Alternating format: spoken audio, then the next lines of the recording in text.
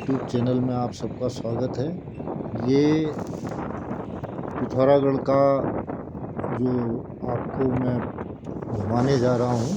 जब आप घाट से ऊपर को चलते हैं तो आपको लगता है कि एक वीरान जगह पे हम लोग जा रहे हैं और ना घर दिखाई देता है, ना कोई शहर दिखाई देता है। लेकिन जैसे ही अगर आप गुरना मंदिर पे पहुँचते हैं उसके बाद थोड़ा थोड़ा ऐसे लगने लगता है कि जैसे कुछ बस्ती हो।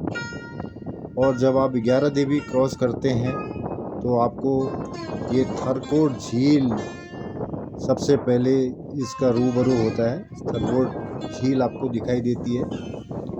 ये आर्टिफिशियल है होने के लिए। ये झरना बरसात में बहुत ही ज़बरदस्त दिखाई देता है जो रोड से सामने पड़ता है। और इसी झरने का पानी नीचे झील में जाके फिर उसको रोक के वो एक झील बनाई गई है जो अभी पिथौरागढ़ की एक पहचान बन चुका है।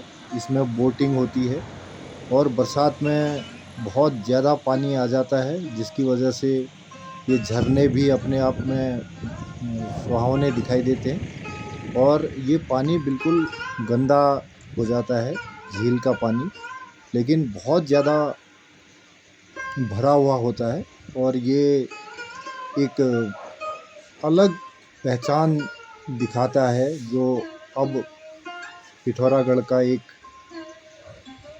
दृश्य आते हुए आपको रोड से, ये जो बाईं तरफ आप देख रहे हैं ये हाईवे है और इसके दोनों साइड, झील के दोनों साइड घूमने के लिए रोड बनी हुई है और लोग इसका भरपूर आनंद लेते हैं। ये पंपिंग सेट भी यहाँ पे लगा हुआ है, यहाँ से पानी की सप्लाई भी होती है। वैसे ये इरिगेशन डिपार्टमेंट है। जैसे ही आप आगे बढ़ते हैं तो एक और मील का पत्थर आपको पिथौरागढ़ का दिखाई देता है। ये है मानस कॉलेज, जो मानस एकेडमी स्कूल अपने आप में बहुत फेमस है। उसका एक नया वर्जन पिथौरागढ़ का पहला कॉलेज है, प्राइवेट कॉलेज, जो बच्चों को बाहर जाने से जो सुविधा उनको नहीं मिलती वो पिथौरागढ़ में रहते ही उनको ये सुविधा मिले और उनका प्लेसमेंट अच्छी जगहों पे हो। इसलिए मानस कॉलेज ने एक बहुत बड़ा कदम उठाया और ये मील का पत्थर ये साबित होगा आने वाले भविष्य में। और बच्चों को बहुत ही ज़्यादा, पेरेंट्स को भी सहूलियत मिलेगी। और इसमें बहुत सारे सब्जेक्ट आज चल रहे हैं। ये अल्मोड़ा शोभन सिंह जीना यूनिवर्सिटी से एफिलेटेड है और एक बहुत भव्य बिल्डिंग यहाँ पे बनी हुई है जिसका उद्घाटन हो चुका है और बच्चे अब यहाँ पे अपनी क्लासें शुरू कर चुके हैं। और ये दूसरा आपको यहाँ पे पिथौरागढ़ का दृश्य दिखाई देगा। अब जैसे ही आप एचोली पहुँचते हैं तो एचोली पहुँचने के बाद लगता है कि क्या पिथौरागढ़ एक ऐसी जगह है। लेकिन दिमाग में जो लोगों के होता है वो एक अलग वो विचार बना के लोग आते हैं कि एक छोटा सा शहर होगा। लेकिन जब एक्चुअली से इसका ब्रज रूप दिखाई देता है तो ये देखने लायक होता है।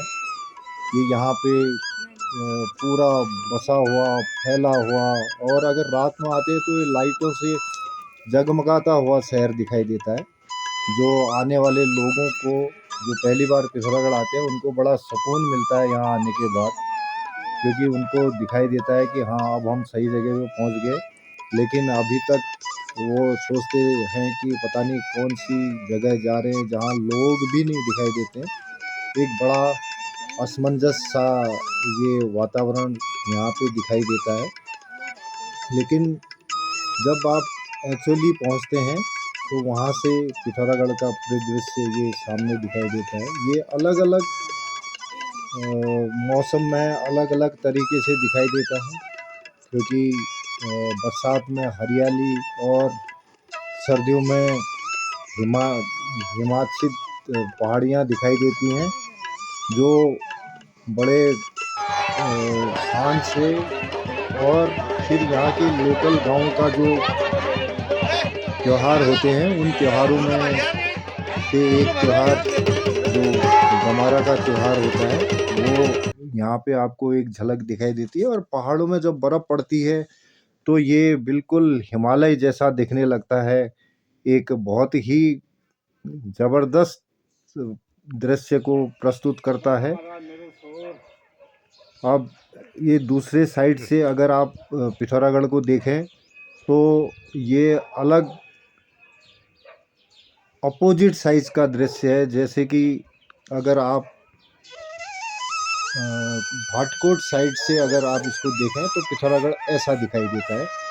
ये एक बहुत फैला हुआ शहर और डिस्ट्रिक्टों की अपेक्षा एक प्लेन शहर है जो आपको दिखाई देता है। ये सरोवर जिसको पहले जाना जाता था, जिसका इतिहास जो है कि शायद सरोवर रहा है, इस वजह से ये एक सरोवर का रूप चारों तरफ से दिखाया जाता है।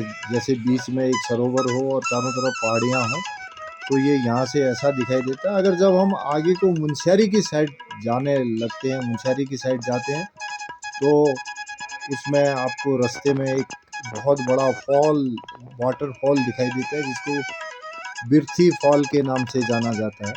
ये दूर से एक छोटी सी धारा दिखाई देती है और जब आप नज़दीक पहुंचते हैं तो एक बहुत बड़ी जलधारा ऊपर से गिरती हुई दिखाई देती है। और सबसे आश्चर्य की बात यह है कि ऊपर कोई भी ऐसा स्रोत पानी का नहीं है, ना ही कोई हिमालय से ढका हुआ, हिम से ढका हुआ कोई पर्वत है। लेकिन ये प्रकृति का एक अलग नज़ारा है जो यहाँ पे दिखाई देता है। और ये इसमें इतना पानी है कि इससे नीचे जो गांव है, बिरथी गांव, ये जैसे देखिए ऊपर पहाड़ों में कहीं पे भी बर्फ़ नहीं दिखाई देती है, तो ये पानी ऊपर से निकल के बिरथी गांव में जाता है। और जहाँ पानी के घराट इस पानी से चलते हैं और लोग अपना गेहूँ जो आटा जो पीसते हैं वो यहीं से पीसते हैं। अगर जैसे ही आप ऊपर पहुंचते हैं तो कालामुनि टॉप से हिमालय को बिल्कुल नज़दीक से पंचाचूली के दर्शन होते हैं, जो बड़ा मनोरम दृश्य दिखाई देता है। और जो लोग बाहर से इसको देखने आते हैं, और सर्दियों में ही इसका सबसे बढ़िया रूप दिखाई देता है।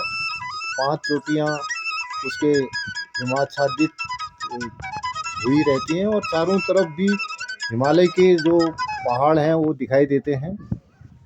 लेकिन उसके बाद ये जैसे ही हम पहुंचते हैं पिथौरागढ़ का जो एक अनोखा अलग साइड का जो क्षेत्र है, ये पिथौरागढ़ का किला ऊपर दिखाई देता है। और ये पिथौरागढ़ का फैला हुआ जो क्षेत्र है जो एंचोली से दिखता है, तो वो सामने से अगर आप कॉलेज की तरफ जाएं, ये पिथौरागढ़ का किला जिसको लंदन फोर्ट के नाम से जाना जाता है, ये बिल्कुल टॉप में है। और चारों तरफ इसके शहर है। एक तरफ जैसे पहले एंचोली से दिखाई देता है, तो अगर आप नज़दीक से आएँ तो ये बिल्कुल घनी आबादी वाला जो क्षेत्र है वो हो चुका है। और इसलिए अब यहाँ पे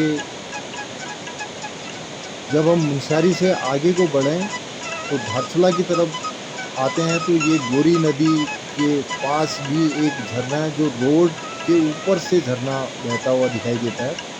ये भी बड़ा मनोरम दृश्य है और यहाँ के प्राकृतिक दृश्यों में से एक खूबसूरत दृश्य ये भी प्रस्तुत करता है। एक तरफ नदी है, रोड है, और फिर जब हम धारचूला पहुँचते हैं तो धारचूला का जिस तरीके से नाम है, ये बिल्कुल पहाड़ चूल्हे की तरह से दिखाई देते हैं।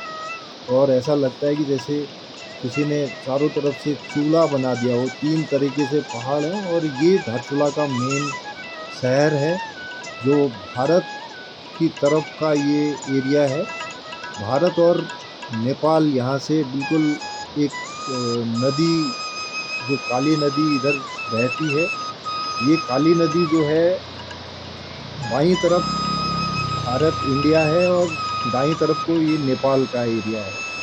नेपाल का एरिया भी पूरा भरा हुआ है। यहाँ पे इसको दारचूला के नाम से जाना जाता है नेपाल में। और अगर हम इंडिया की तरफ को देखें तो ये धारचूला कहलाता है। तो ये नेपाल में भी पूरा एरिया फैला हुआ है। और इधर बीच में काली नदी है, और काली नदी बहुत वेगवान नदी मानी जाती है और बहुत बड़ी नदी है, जो यहाँ से दूर से लिया हुआ दृश्य। और ये पुल दिखाई दे रहा है जो दोनों देशों को या दोनों शहरों को जोड़ता है। यहाँ देशों को जोड़ना ही ज़्यादा जाना जाता है, क्योंकि ये अब आप दूर से देखें तो ये काली नदी बीच में से निकलती